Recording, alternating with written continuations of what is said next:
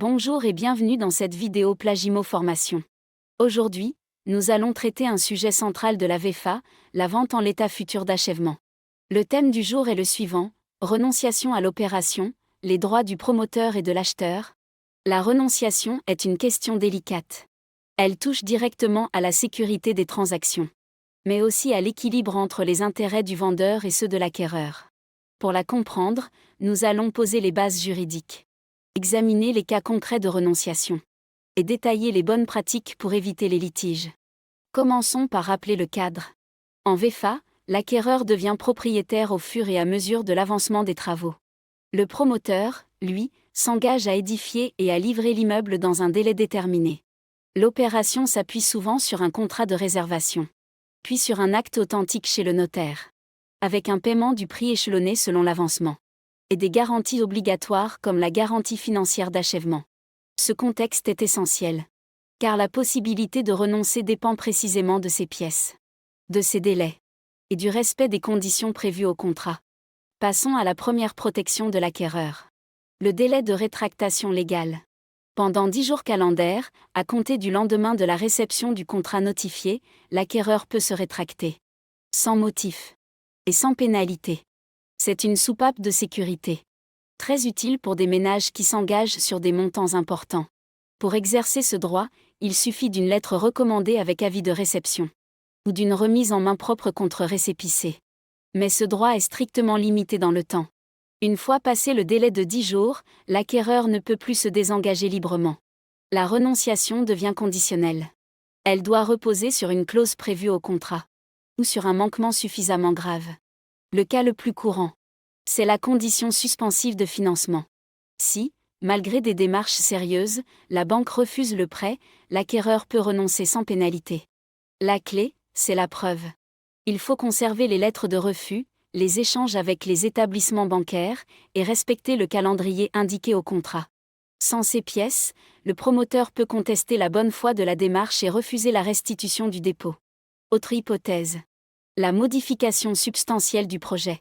Si le promoteur modifie un élément essentiel, par exemple, l'emplacement du lot dans l'immeuble, la surface, les matériaux, ou des équipements collectifs présentés comme déterminants, l'acquéreur peut refuser et demander la renonciation sans pénalité.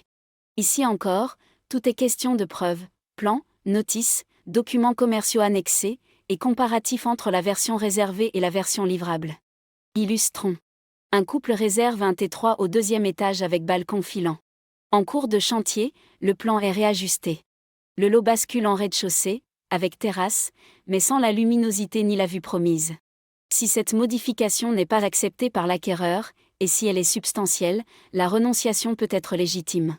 L'objectif, c'est d'éviter que l'acheteur ne se retrouve avec un bien sensiblement différent de celui qu'il a choisi et financé. Autre exemple: la dimension fiscale.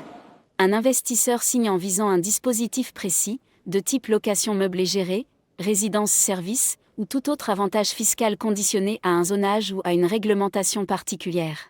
Si cette condition était clairement stipulée dans les documents contractuels et qu'elle disparaît en cours d'opération, l'acquéreur peut invoquer cette perte d'avantage pour renoncer. Là encore, il faut que la condition ait été contractualisée, et non simplement évoquée dans une plaquette commerciale. Venons maintenant aux droits du promoteur. Oui, le promoteur peut lui aussi renoncer, mais dans un cadre beaucoup plus étroit, et sous un contrôle renforcé de la bonne foi. Les contrats prévoient souvent des conditions suspensives à son bénéfice: obtention d'un permis de construire définitif, absence de recours bloquant, sécurisation du financement global, ou atteinte d'un seuil de précommercialisation. On parle parfois de clause de caducité. Si ces conditions échouent, l'opération peut être abandonnée. Dans ce cas, le promoteur doit restituer intégralement les sommes versées par les acquéreurs, dépôt de garantie compris, et notifier proprement sa décision, en joignant les justificatifs utiles. Ce droit de retrait n'est jamais libre. Un promoteur ne peut pas se retirer parce que la vitesse des ventes le déçoit, ou parce qu'un concurrent a lancé une offre plus attractive. La transparence est indispensable. Faute d'explication, ou en cas de rétention d'informations, sa responsabilité civile peut être engagée, d'autant plus si des sommes ont été conservées alors que l'opération était compromise. Regardons maintenant les aspects pratiques. Lorsque l'acquéreur invoque une condition suspensive, il doit agir vite et documenter sa démarche. Par exemple, pour un refus de prêt, on demandera au moins 2 ou 3 refus bancaires, émis dans les délais et conformes aux caractéristiques financières prévues dans la clause, montant, durée, taux maximal. Si les demandes ne respectent pas ces paramètres, le promoteur peut estimer la condition non réalisée du fait de l'acquéreur et refuser la renonciation. Même exigence côté promoteur. S'il invoque l'annulation d'un permis de construire, il produit la décision administrative. S'il invoque l'absence de financement, il documente ses échanges bancaires, les refus de crédit et l'impossibilité objective à poursuivre. Autre point clé, la rapidité. La renonciation doit intervenir promptement après la constatation de l'échec de la condition. Attendre sans raison, ou continuer des démarches contradictoires, peut être qualifié d'abus et faire tomber le droit de renoncer ou de récupérer le dépôt. Parlons du dépôt de garantie. Les sommes versées par l'acquéreur sont protégées. Elles sont consignées sur un compte spécial et ne peuvent être destinées à d'autres usages. Lorsqu'une renonciation est légitime, la restitution doit intervenir rapidement, conformément aux stipulations contractuelles et aux usages. En cas de retard manifeste, l'acquéreur peut réclamer des intérêts, voire saisir le juge. La clarté des clauses et la rigueur documentaire évitent la majorité des blocages. Passons à une séquence d'exemples concrets. Cas numéro 1, non-obtention de prêt. Une acheteuse dépose 3 dossiers, obtient 3 refus, notifie par recommandé dans le délai prévu.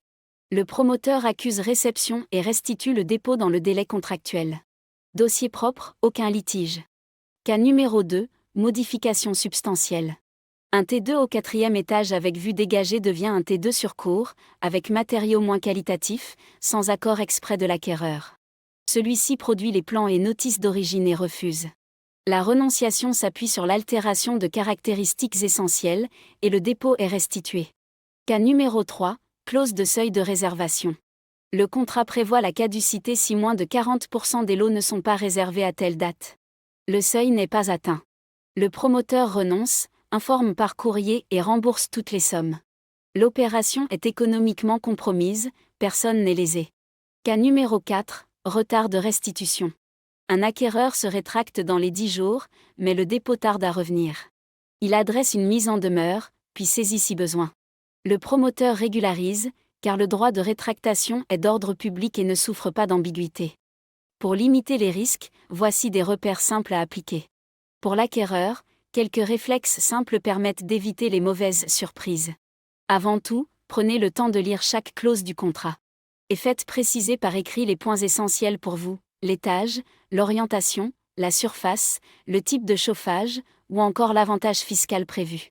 Pensez ensuite à conserver toutes les preuves, email, courrier, notices techniques, plans datés, documents bancaires. Soyez vigilants sur les délais, droit de rétractation, notification, production des justificatifs. Si une condition prévue au contrat échoue, réagissez immédiatement, en notifiant votre renonciation avec les pièces à l'appui. Et enfin, au moment de la livraison, n'hésitez pas à consigner jusqu'à 5% du prix s'il existe des réserves sérieuses. Cela vous permettra de sécuriser la levée des défauts avant le paiement intégral. Pour le promoteur, il est essentiel d'agir avec méthode et transparence. D'abord, prévoir des conditions suspensives claires, raisonnables et équilibrées. Ensuite, informer régulièrement les acquéreurs sur les avancées techniques, les ajustements de calendrier et les aspects administratifs du projet. Il faut aussi veiller à ne pas modifier le programme sans motif valable, ou, le cas échéant, obtenir l'accord écrit de l'acquéreur. En cas de renonciation légitime, les sommes versées doivent être restituées sans délai. Et surtout, chaque difficulté rencontrée doit être tracée et justifiée afin d'éviter toute accusation d'opacité ou de mauvaise foi. Abordons maintenant la livraison et l'achèvement. La notion d'achèvement déclenche le palier de 95% du prix. Elle correspond au moment où l'immeuble est utilisable conformément à sa destination, avec les équipements indispensables installés, hors les travaux que l'acquéreur se serait réservés. Elle ne suppose pas l'absence de toute réserve, mais le bien doit être habitable et fonctionnel. L'ultime 5% est versé à la livraison, sauf consignation en cas de réserve justifiée.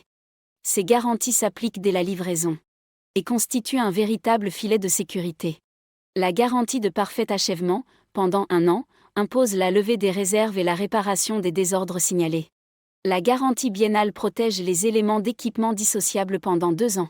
La garantie décennale couvre pendant 10 ans les dommages compromettant la solidité ou rendant le bien impropre à sa destination. Enfin, L'assurance dommage-ouvrage facilite une indemnisation rapide, sans attendre la fin des recours entre constructeurs. Un mot sur les retards de livraison. Ils sont fréquents et source de tension.